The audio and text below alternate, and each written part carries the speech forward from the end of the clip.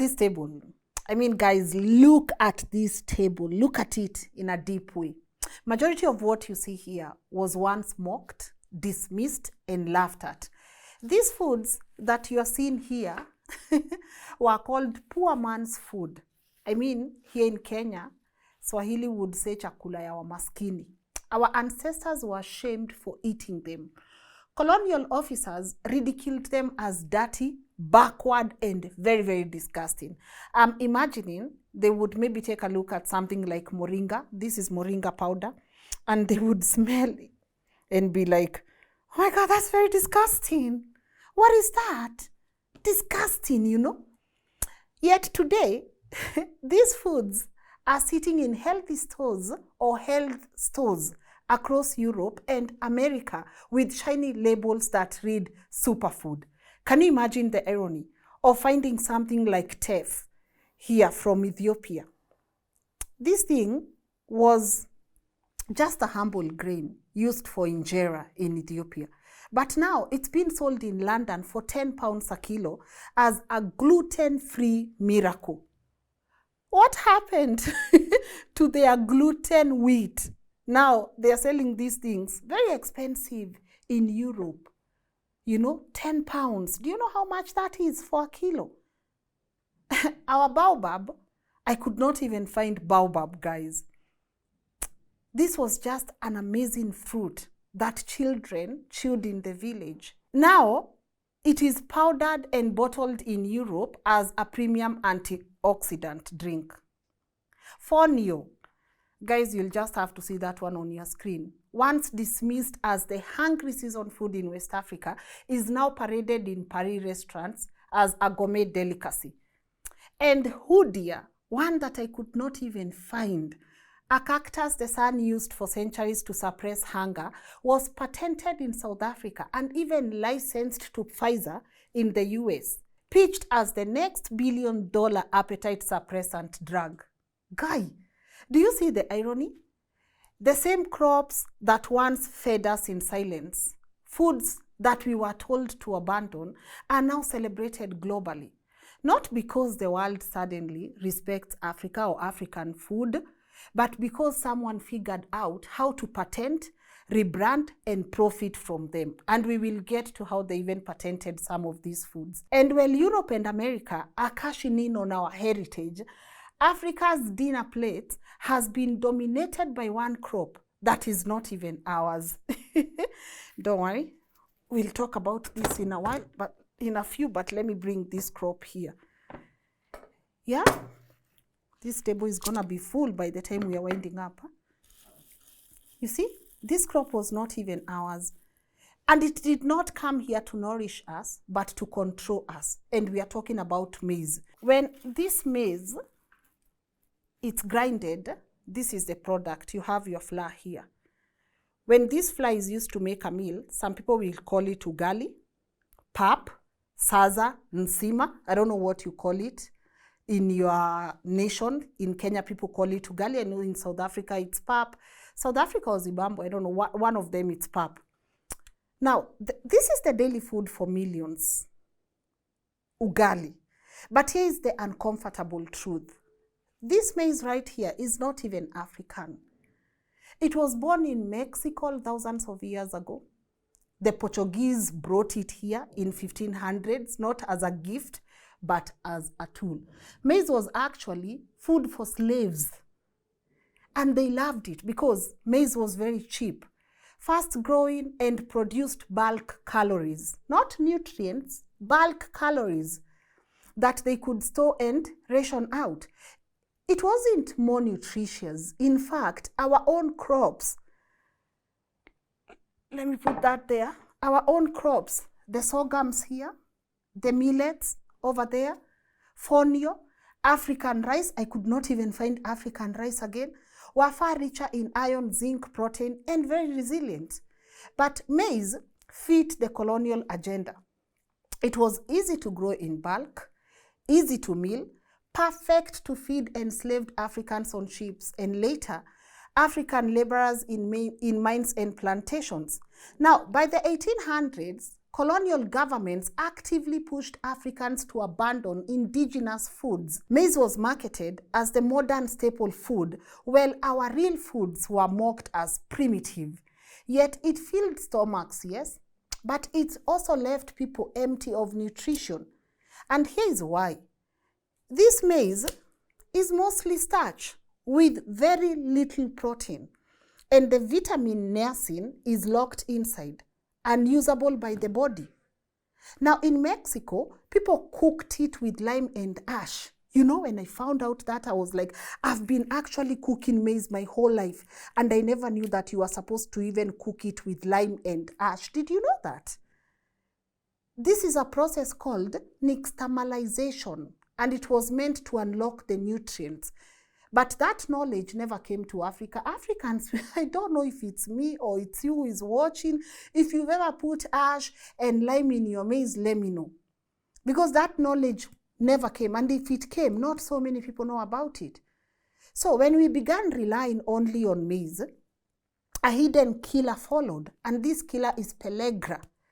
Pellagra was called the disease of the 3 Ds. First, dermatitis. These are just painful rashes across the skin. Then diarrhea, you know what diarrhea is.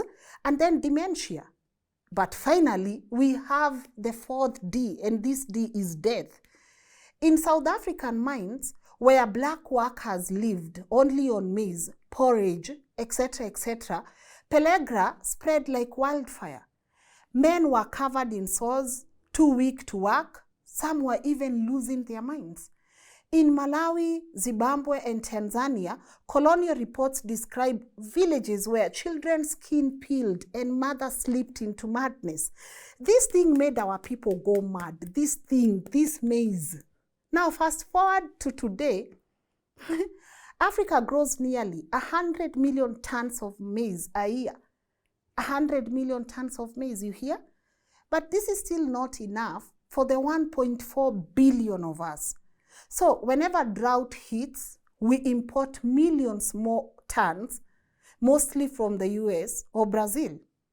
And here's the absurd part. In those countries, 60% of maize feeds animals. 30% goes into biofuel, and barely 10% touches a human plate. Guy, like as we eat this every single day, to them it's eaten by animals, or it goes to biofuel, and only 10% of it makes to their own tables. But as we are consuming it every single day. Up north, their maize feeds cows and cars, but here it feeds our children, and yet it's never enough. That's not just hunger, that's dependency. It's control. Now, I know you saw something else here that looked like maize, but this is not maize. This is sweet corn. This is sweet corn. And of course, both of them may be maize, but the story of how they are grown and consumed exposes a deeper injustice in global food systems. In the West, particularly the United States, Canada, and many parts of Europe, sweet corn is the variety reserved for human consumption. You see, as here we eat this, them they eat this. This here is loaded with vitamins, fiber, and antioxidants. It is treated as vegetable, a healthy addition to their meals, and is widely available.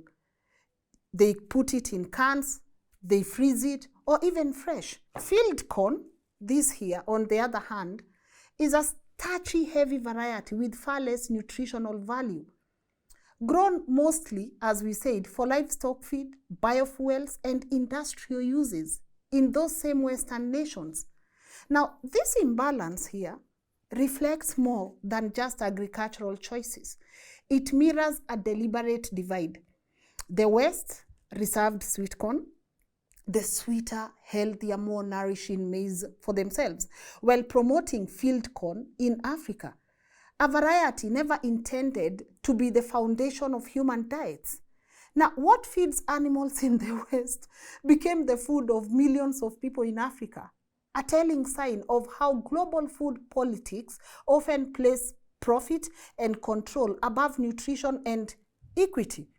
And then you will see even in our schools, what happens, guys? Maize, ugali, githeri, etc., porridge. This is what we feed our children even in school.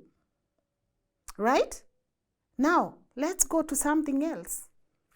For thousands of years, West Africans cultivated, let me just put this maize there. I'm even allergic to maize right now. That kind of maize. I guess I'll just reserve the corn. Now, as I was saying, West African countries cultivated their own African rice. It was very nutritious, and it breaks my soul because even when I was looking for African rice, I could not be able to find African rice. You know what I found? This is what I found. This is what is easily accessible. This rice right here.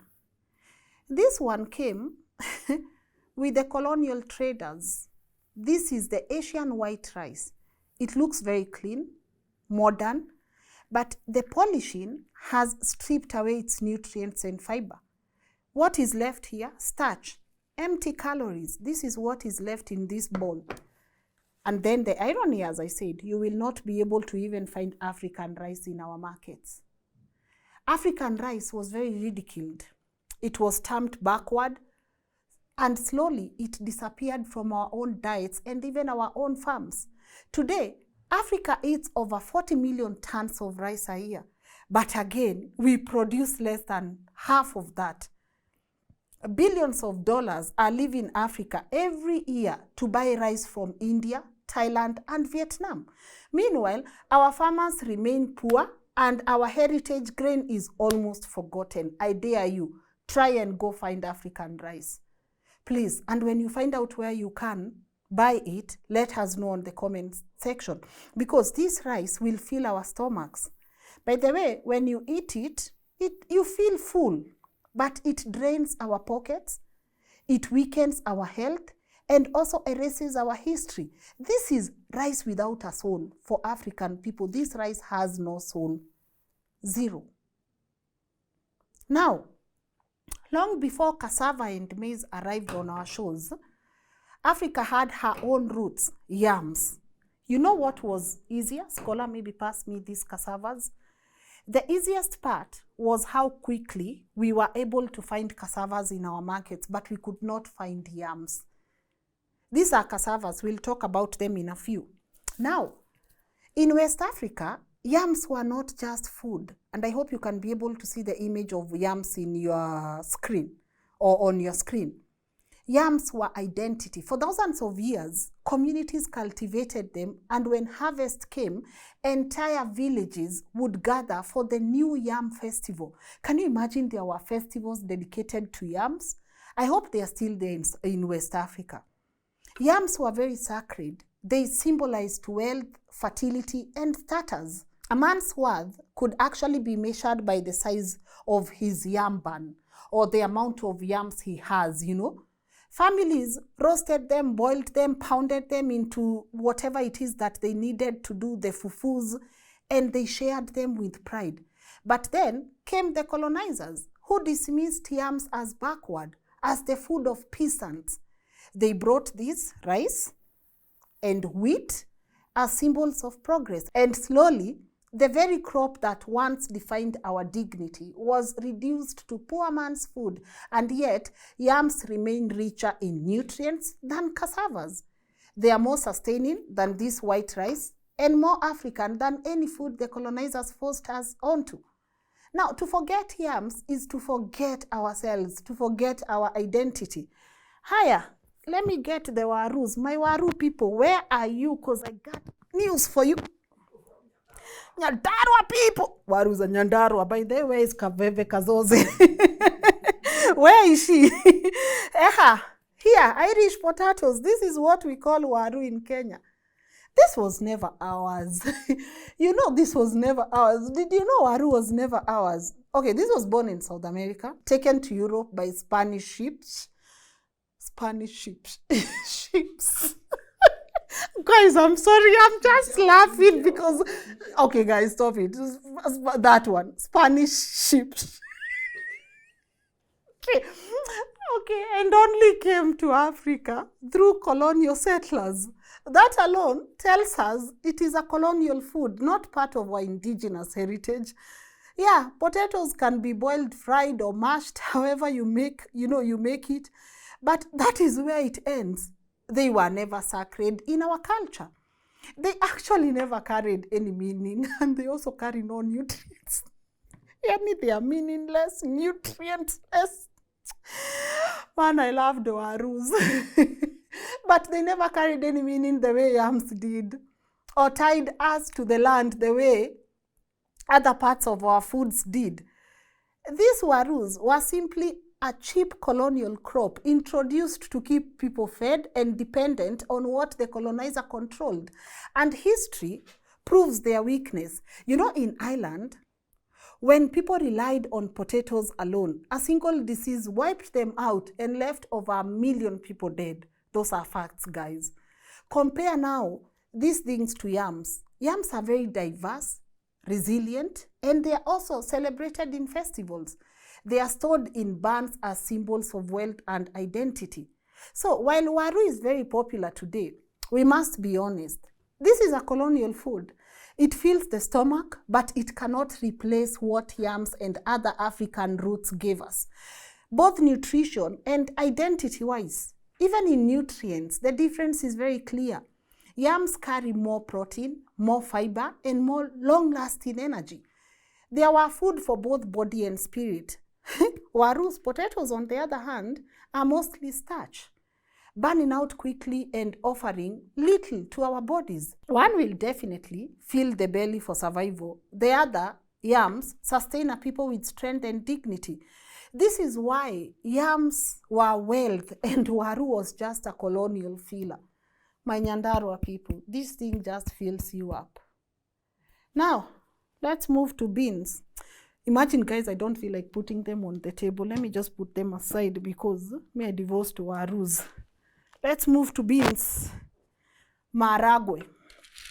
You know, Africa had our own beans, right? Long before this maharagwe came, we had kunde, but here I have mbaazi, and we also had njugumawe, or okpa, or bambara groundnuts. These were very tough crops that thrived in poor soils and harsh seasons, giving families steady food when other crops failed. Now, in terms of nutrients, they were very stronger. Kunde carried more protein than maharagwe, and even its leaves, I think we have the kunde leaves here, yeah. These leaves here added vitamins. Mbaazi here was rich in protein, fiber, and also minerals, and survived droughts. Now, njugumawe, I could not find that, was so balanced in protein, carbohydrates, and fats that it was called the poor man's meat. Kula nyama. Guys, this thing is funny. They even called it the poor man's meat. You see, now this maharagwe that was brought from South America by Portuguese traders spread quickly because it cooked faster and gave good harvest. Have you ever seen how people talk about mbaazi? To me, I can't boil mbaazi, they take forever. Now, can you imagine getting a substitute for maharagwe? This one cooks faster, but it doesn't mean it's superior. This was pushed by colonizers, while our own beans, which were rich, tougher, and more complete, were downgraded as poor man's food. Now, in truth, these indigenous beans were the real superfoods that carried Africa through famine and drought. Now, wait, you will see them somewhere in London, going for maybe 20 pounds a kilo, labeled what? Superfood. Now, across the continent, Africa is facing a silent epidemic of non-communicable diseases. You know, we have the hypertension, diabetes, heart diseases, and obesity. Unlike infectious diseases, these ones don't just spread from person to person. Instead, they creep in through our diets, our lifestyles, and the foods we eat every single day. And guys, as I come here and teach you these things, trust me, I am also making sure that whatever I'm consuming is well informed. Let me sip my juice because I never thought I would be drinking these things. Now, for example, National surveys show that about 24 to 29% of adults in Kenya are hypertensive, and that could be me and you, which translates to roughly 3 out of every 10 people. Now, diabetes, while less common, affects about 2% of the adult population, around 1 in every 50 Kenyans. But before colonialism, African communities thrived on a rich diversity of indigenous foods. We are talking about the millets, the sorghums, right? The yams, our own beans, the mbaazis, leafy vegetables. We are talking about our managu, the pumpkin leaves. We have so many here, the saga. These ones were very, very, very high in fiber. Okay, slow digesting and very nutrient rich. They protected the body, kept energy levels balanced, and rarely led to lifestyle diseases. But you see, now came the colonial era. European settlers introduced these things, the maize, the polished rice, Irish potatoes, all these starchy foods that could be grown in bulk to feed laborers and soldiers. I'm sure at the back of their houses, they were eating something else very different. These crops were not introduced for African health. They did not care about you. This was for colonial convenience and control. Over time, what have these foods done? They have created over dependency, displacing indigenous foods. Now, take the case of central Kenya, where I come from. Here, warus, these warus are more than just food. This is a cultural identity. I mean, that is why you'll hear people saying, watu wa central anapenda waru. Wekwe soup. Now, a meal without potatoes feels incomplete. And then you mix that with maize. You do the mokimo thing. And if you are not doing that, you are doing ugali. And then rice. Rice has become a symbol of luxury, a symbol of celebration. I mean, Sundays, I remember it was a big deal, houses cooking rice or chapatis, because this is a symbol of us celebrating how good the week had been. Let's reward ourselves with some rice or some chapatis. But this heavy reliance on starch food that are very low in nutrient has come with a cost. And you can see the cost is those non-communicable diseases. You know, sometimes as we were setting this up, Muga said, by the way, now, you know, our grandparents used to eat these things. And it was even hard because we could not even figure out which was which because of how rare we see these things. So you can imagine, these are foods that our ancestors thrived on. Now, we can barely even recognize them. Let's go to coffee. Yes, I had coffee here from the word go because unlike people who claim coffee is theirs, coffee is very, very African. But I'll let you know why we are touching on it. These are coffee beans. There's a reason we also made sure we brought in coffee beans because this is what we actually export. And then they do what they do best. They package it and we buy it again. Coffee here was born in Ethiopia, in Kaffa. Yes, you hear coffee, Kaffa. That's literally where the word comes from. Our ancestors in Ethiopia did not commercialize it. You know, its use was very simple. They used it for health, energy, and it was also ceremonial. The Oromo mixed these coffee beans with fat for long journeys. Others brewed it slowly for spiritual rituals. Coffee was very sacred. But once Arabs carried the seeds to Yemen and Europeans discovered the drink, coffee stopped being culture and became cash. By the late 1800s, colonial governments in Kenya, Uganda, Tanzania, Rwanda, and Burundi forced Africans to grow it under brutal taxes and restrictions. In Kenya, Africans were banned from growing coffee for themselves. It was reserved for white settlers. The best highlands were fenced off as white highlands. You know that, guys. Africans were pushed onto rocky soils, left with maize to survive. See the irony? They push you where you can easily grow this crap for you to survive. then they make sure that you are helping them grow this so that they can cash on it. How did our ancestors survive these people? Huh? How did they survive these people? And then, we can't talk about coffee without talking about tea. Because coffee and tea, especially here, they go hand in hand. Tea was brought to Kenya in 1903 by the British, planted on stolen land, grown by African labor. It was not for us. It was for Britain's tea obsession. You know how they call it, the high tea? Guys, when you go celebrating these things, know what you're also celebrating. It's a learning session here. It was for Britain's obsession. Now, a century later, Kenya is the third largest tea exporter in the world, yet the wealth sits in European trading houses. Please, when we were in school and we were talking about how Kenya is good coffee and tea, I always thought the money was ours. But the money was never ours, because if the money was ours, my grandpa had a coffee farm. Please, show me where it went. All those people who have tea farms right now, majority of them live in poverty.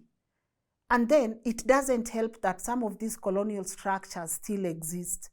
You pass near major tea farms and you see those houses and you are traumatized. I think we should actually start a petition to remove those colonial structures from the tea and coffee farms. They are very traumatizing, considering some of the things that happened to our ancestors in those places. Whether it was our own coffee or imported tea, the story is just the same. Even if I talk about another thing, the story is just the same. Africans, we were growing it. Europe will drink it, and the profits will never stay here in Africa. It stays there.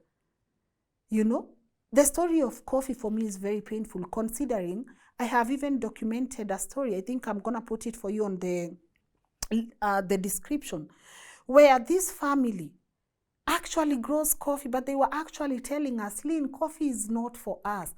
Because even the limitations, the strictness in how coffee, what happens to coffee, not the coffee beans or the roasted beans. I think that's where our story ends. The strict laws around you even grinding it so that you can package it here and sell for yourself. That's a crazy story.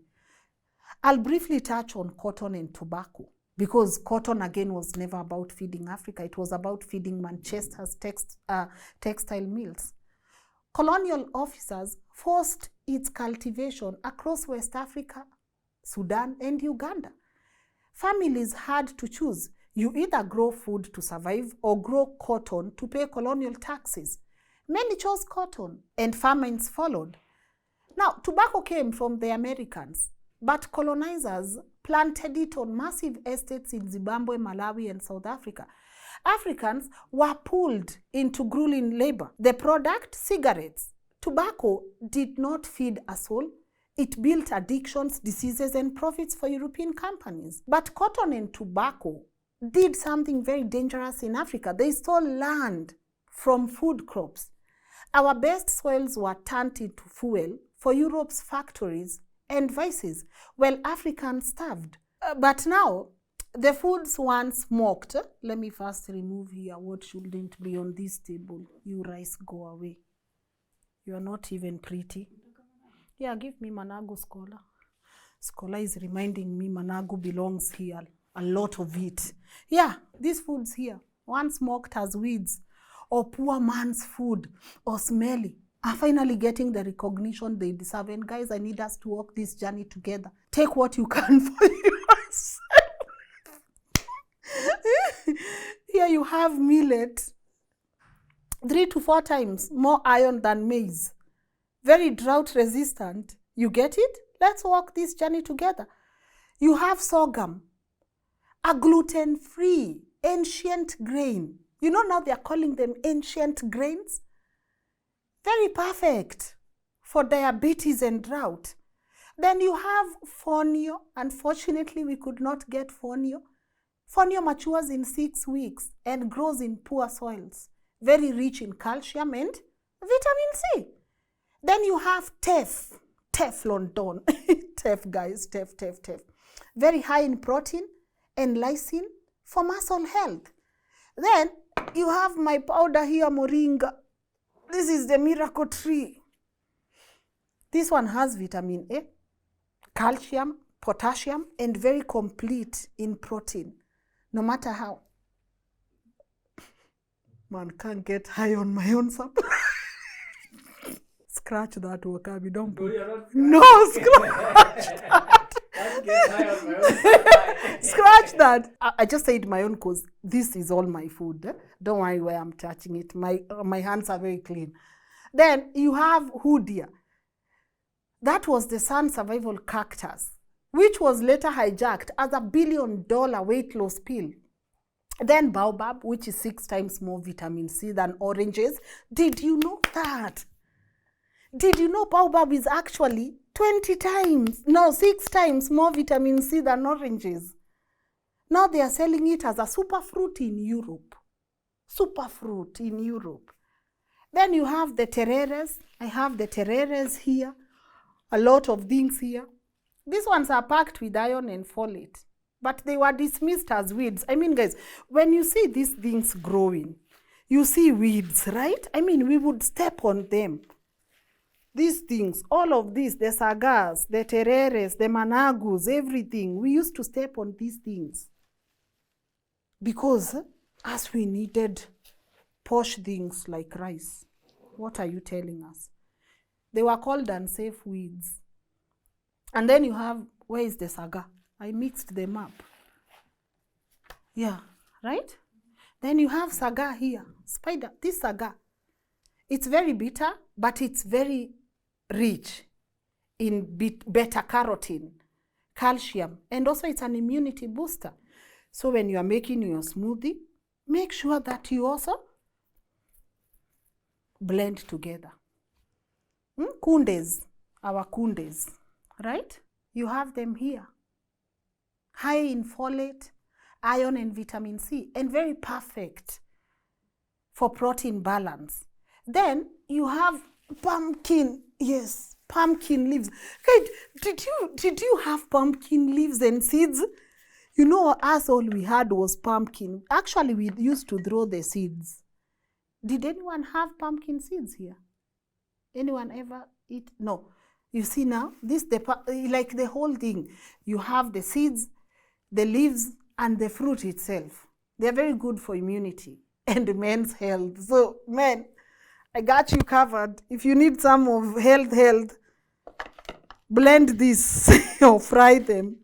You know, true African yams, the ones we could not get here, they are very high in potassium and also very cultural to us. These foods never betrayed us.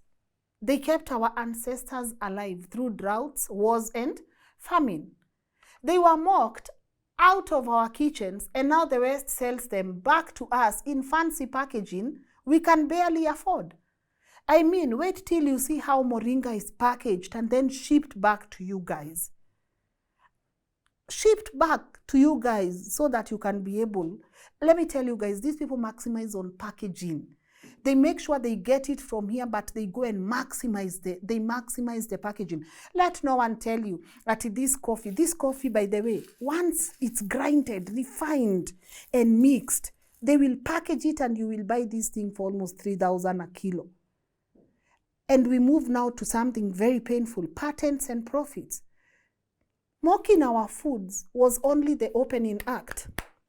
It was only the opening act. Once the world realized their true value, because this is full of value, the mission shifted to ownership and profit, and I'm going to prove it to you. Teff.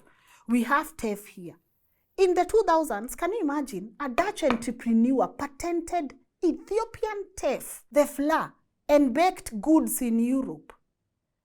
Ethiopia, the birthplace of teff, saw nothing.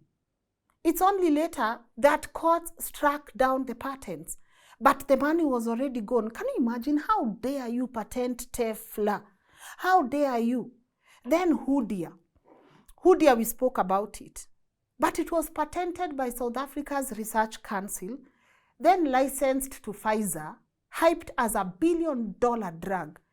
The San people who had used it for centuries to suppress hunger were ignored. But it's only after global outrage did they get a 6% royalty deal But again, you know, they said the drug failed in trials. And now when you even go to Wikipedia, they will tell you along the lines, I saw it was marketed as fake. But the Sun used it for centuries to suppress hunger. But when they realize there is now, people are catching up with you, the natives are catching up with you, they start now calling it fake. How dare you call what our ancestors used for centuries to suppress their own hunger? Exactly, they did not want to pay the 6% royalty. As Joshua is saying, that's a fact. Yeah, there's another one called rooibos. For decades, companies tried to trademark South Africa's red tea. I know if you're watching this from South Africa, you are familiar. In 2019, a deal finally recognized the Khoi and San as custodians of this red tea, giving them 1.5% of the farm gate price. Yeah, this was a very small victory, but a rare one. At least now opening their eyes to so many Africans that this is ours. Then you have devil's claw. You see how they name these things? Devil's claw. It was used in Namibia and Botswana for healing, turned into a booming European herbal industry. Only in 2022 did Namibia force benefit sharing agreements. By the way, pay key attention to the names they call these things, because they want us to know the, you know, the connotation, devil and Africans. Even Africans will just look at it and say, this is the devil, I cannot drink or eat it.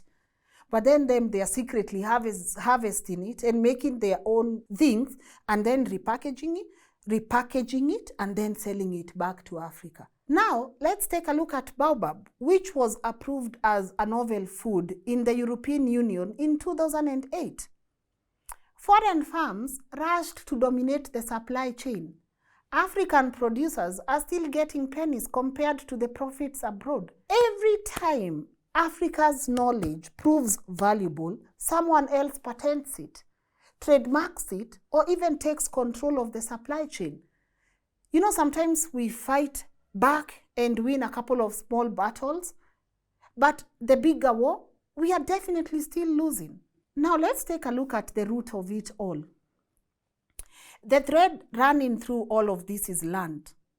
Colonialism was not just about borders or flags. It was about who controls the soil and what grows in it.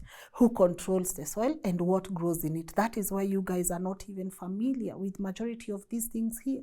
Because again, as we said, the best lands were fenced off. Kenya's White Highlands were for settlers. There you get your best coffee and tea. Zimbabwe's estates were for tobacco. West African fields for cocoa and cotton. Can you hear anything African about those things? The only thing that was African was actually coffee, but have we identified coffee, the end product, is never with us as Africans? Africans were pushed to marginal soils, told to abandon our own foods here, and forced into cash crop economies. Then independence came and someone will be like, okay, but you know the guys did not colonize you guys forever, so why could you not go back to your own foods? Where? Kwanza, did we ever receive that independence? Because you have independence, but the system stayed the same. You have governments that still rely on export crops to earn foreign exchange. I mean, if you listen to our presidents before Ruto and the previous presidents, you will hear them saying how much we are getting from coffee and tea, as if this is supposed to be our pride. But this is not our pride. This is the pride of the corrupt and the pride of global north. This has nothing to do with us as Africans. International lenders and trade deals keep Africa stuck in the same role. Grow for Europe and America, import what we eat. As Africans, we are just growing for them, but we keep importing what we eat. We cannot even sustain our own population when it comes to maize and even rice. We cannot sustain. We have to keep importing from them. And that is why Africa exports cocoa, but you buy chocolate. We export tea leaves, but we import tea bags. We grow maize, but still beg for maize aid. Have you ever wondered why, by the way, in Africa, we keep growing a lot of maize, and then when it's time for aid and droughts, We are happy when we see sacks of maize coming to us through aid. Here's the truth. The foods that carried us through famine and drought were never poor. These foods were very powerful. These foods were alive. The world mocked them and then rebranded them and now sells the same food back to us with a markup. And it's not just a slight markup, a crazy markup. Meanwhile, the crops that were forced onto us, maize, white rice, cotton, tobacco, they keep leaving us hungry and very dependent and sick and starchy with vitamins. Everything bad. Everything bad. If Africa doesn't reclaim our own foods, someone else will, and they've started reclaiming our food and patenting. And when these people continue owning our food, they will continue owning our future. Because food is not just what you eat, food is power. And until Africa controls her plate or what is in our table, Africa will never control our destiny. As Africans, we are never going to control our destiny if we cannot control what's on our tables. And guys, I'm telling you this, wait till you see me glowing here, because me, I've taken control of my health. I will not be lied to anymore. I don't want to see maize. I don't want to see rice. Waru, don't want to see. I don't care how crazy the cravings can get. I'm not interested. Actually, I think I'm going to look for sweet corn, so that I feel the luxury of eating this while they bring for us things they give their own animals. I don't want to feel like I'm European. I just want to feel like I have some power. Like I have some power in me. But for now, guys, let me go wash my managus and my vegetables. Make a good meal out of this, right? Look for where I can grind my coffee beans. Go and fry my pumpkin seeds here. Boil my mbaazi. Scholar, those maharagwes are not for our table. Go and boil my mbaazi. See where I can be able to also grind my teff, my sorghum and millet. Then I'll come later and I'll tell you how the diet was, guys. I know it's not an easy road, but look at it. We are struggling with so many health-related diseases. And I'm going to tell you, I'm not saying that I'm perfect now because I'm aware of what I'm eating.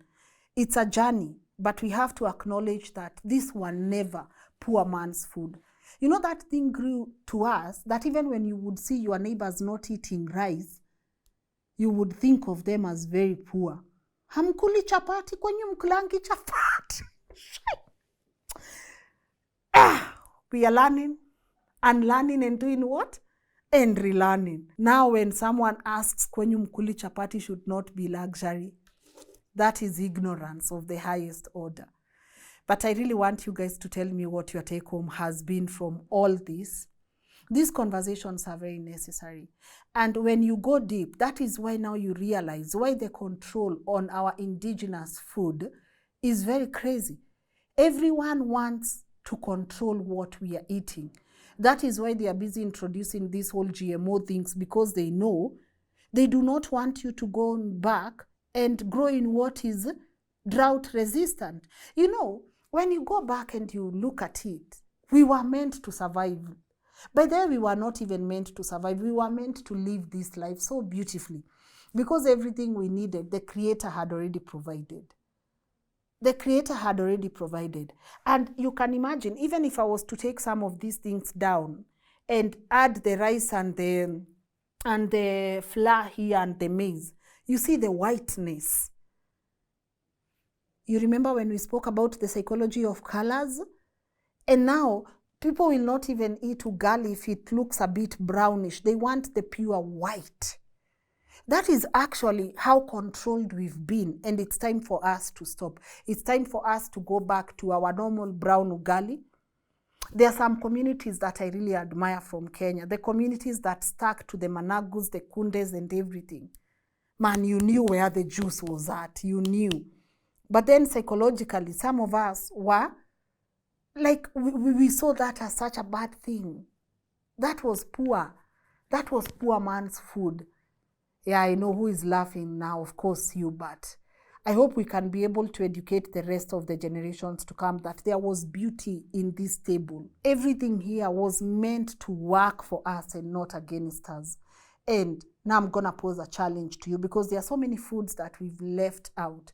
I want you to take your time and look at what is in your plate right now, and then do the homework of finding out where is the origin of this and how did it get to me?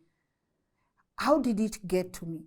Because now you see how expensive organic foods are, but these were organic from the word go. So I want you to take a look at what you're consuming right now and tell me on the comment section what has been the wake-up call for you. Something you love eating, even if it's avocado. Ebu, let me see. Let's have fun on the comment section. Each of us, let's try and post something that we thought was even ours, or something that we've discovered, the history of that thing. Let's put it on the comment section so that others can be able to learn. But I do appreciate you guys for tuning in. This is our new learning and relearning. And if I just say how amazed I am at the feedback that you guys are giving our videos, some of you will think this is a flex, but it's been like, it has really humbled me, and it has really also warmed my heart. Just seeing that I was not the only person hungry for this kind of content. Yeah, just like you, I miss our one-on-one interviews, but they will come at their own given time. Creatively, I just feel like this is what I want to do right now. And I appreciate everyone that is commenting and saying, this has been very educative for me. So that's the goal. We continue doing what? Learning and relearning. Share your thoughts on the comment section. Support independent journalism by subscribing, commenting, and liking. Guys, make sure you like this video above all things. It really helps, favors us in the algorithm, really helps. But if you want to contribute towards our work, we have an M-Pesa number on your screen. Please feel free to send whatever you can. There's also a pay bill number. We also have super thanks on YouTube. It's right there. Yeah, I saw some of you playing around with the dollars. I appreciate it. Thank you so very much. But we also have super thanks, and we also have our PayPal. So, guys, we really do appreciate the support. That's it from me. Reach us through info@lnn.digital, and I hope we see each other again tomorrow or the day after tomorrow. A special shout out to the research team behind this work. This is not me alone. This takes an entire community.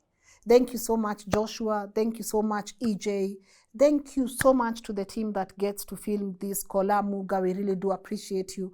Our editors, Sam and Wakabi, appreciated. And also the people that make sure LNN keeps running. Our business team, Joshua, Valerie, and Mutange, appreciate you. Yeah, you gotta believe I have also to requisition for some of these things from someone. So thank you, Valerie, for being very kind to us this time. See you guys on the next one. Bye.